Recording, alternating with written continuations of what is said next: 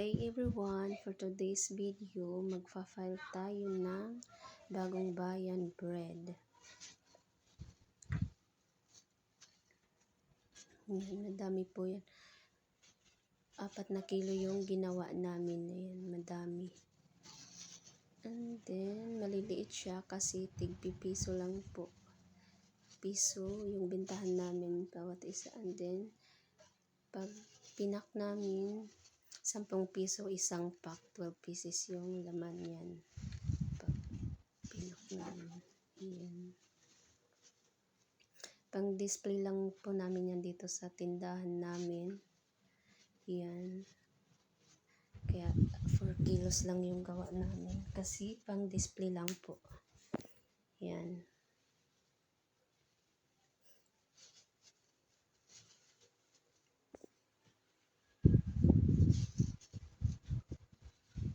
May full video na po kami nito kung gusto nyong matutunan kung paano gawin. Meron na po kaming full video nito. Pwede nyo pong panoorin para malaman nyo yung ingredients at saka kung paano gawin. Uploaded na po yung full video tutorial nito. Pwede nyo hanapin sa long video namin.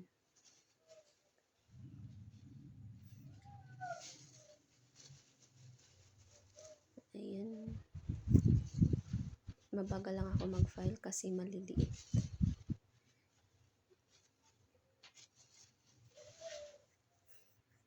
Ayan.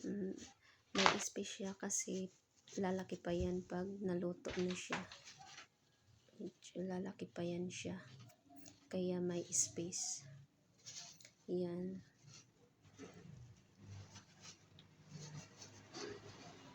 Marami siya.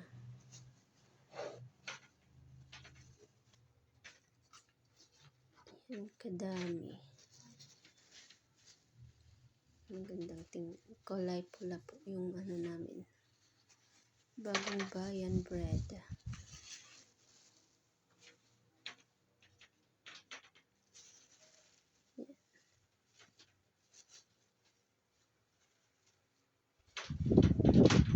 Kung nagtatanong po kayo kung maganda pong negosyo to, I suggest na maganda po siya.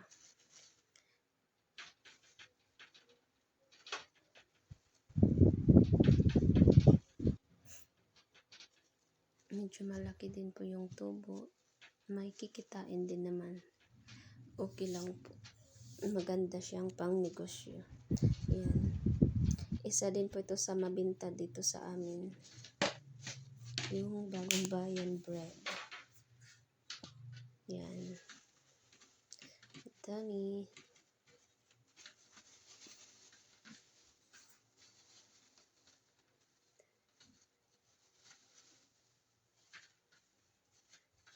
Don't forget to like and subscribe, guys.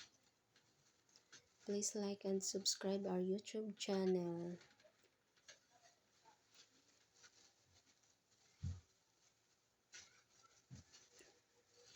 Tagal-tagal mag-file kasi maliliit po siya. Yan. Ganyan lang siya kaliit kasi tig-piso lang yan.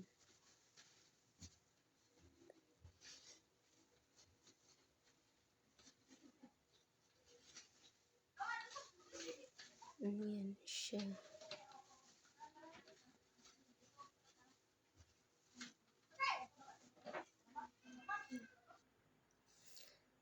Tapos na, ganyan na siya karami, guys. Sobrang dami ng 4 kilos.